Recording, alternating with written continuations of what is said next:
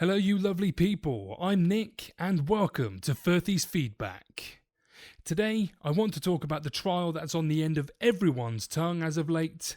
That's right, the absolute dumpster fire that is the defamation case between Johnny Depp and Amber Heard.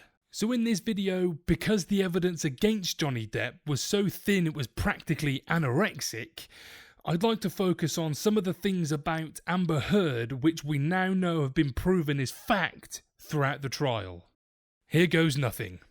Number 1. Johnny Depp wasn't the only alcoholic and drug abuser in the relationship. Amber Heard drank 2 bottles of wine a day and took drugs as well, by her own admission. Number 2.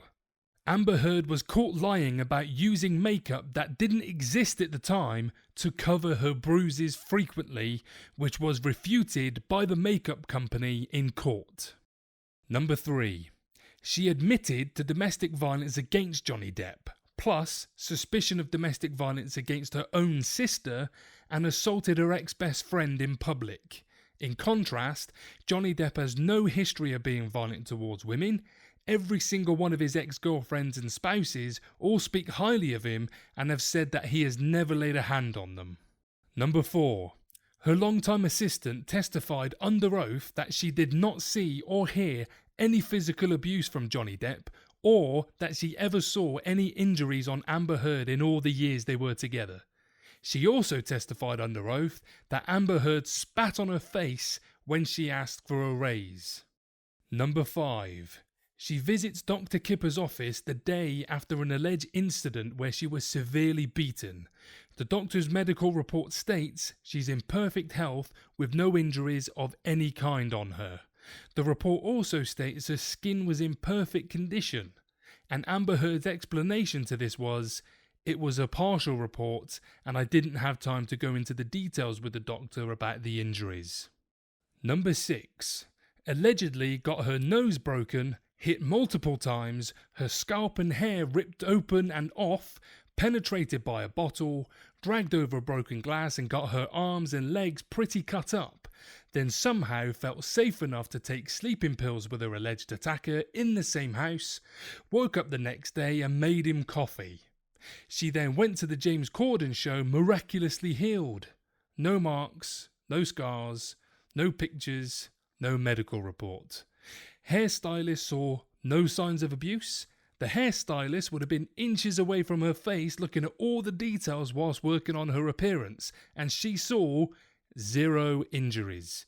Multiple witnesses, including 3 police officers, also said they saw no signs of abuse. Number 7. She allegedly got raped and assaulted multiple times on her honeymoon, then wrote Johnny Depp a love letter saying, "It was the most amazing and beautiful honeymoon any girl could have dreamed of." Number 8. Claimed she wanted to leave Johnny Depp, but in all the audio clips she was the one begging him to stay. Claimed she was always trying to de-escalate, but in the audio clips she was always the aggressor, preventing him from leaving and taunting him. Number 9. Testified under oath that she was beaten by Johnny Depp with huge chunky rings on all of his fingers. She said she was hit so many times in the face over and over again that she lost count.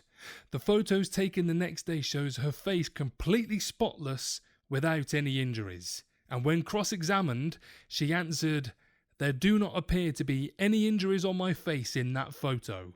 Number 10.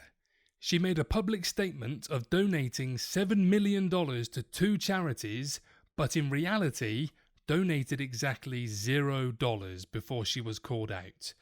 Her sworn statement was, "I donated the entire settlement of $7 million to charity."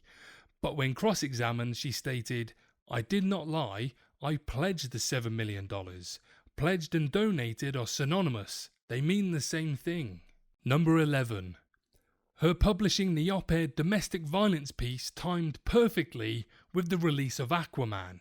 It didn't get published when they divorced, or before, or right after, but instead it was published right when Aquaman was being released and when the Me Too movement was grabbing the most headlines. Number 12. Amber Heard's team desperately tried to stop the trial from being publicly broadcast, whilst Johnny Depp's team made sure it was made public. Number 13.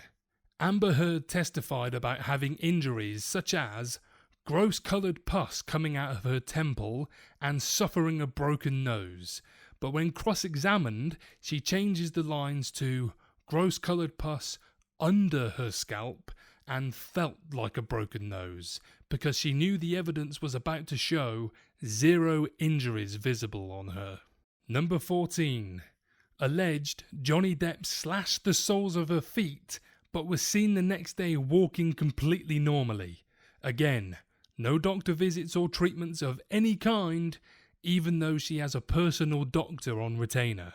And finally, number 15. She's constantly changing details of her stories and allegations. She's already given 4 different versions of the infamous poo incident. At first, she told security guards that she took a shit and it was a practical joke gone wrong. Then, she said that Johnny did it to frame her. Then, said it never happened and it was Johnny gaslighting her. And then, said that tiny puppies did it. Right, that's 15. But what the hell. Let's have one more for good measure. Here we go. She put Johnny Depp through hell for years, publicly shamed and destroyed his career and life, just so she can be seen as a noble victim and use the attention and sympathy to advance her career and profile.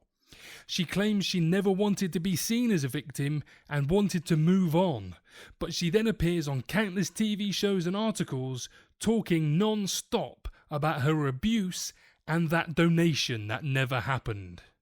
Wow, that was a lot to get through, and to be honest, there probably could have been more.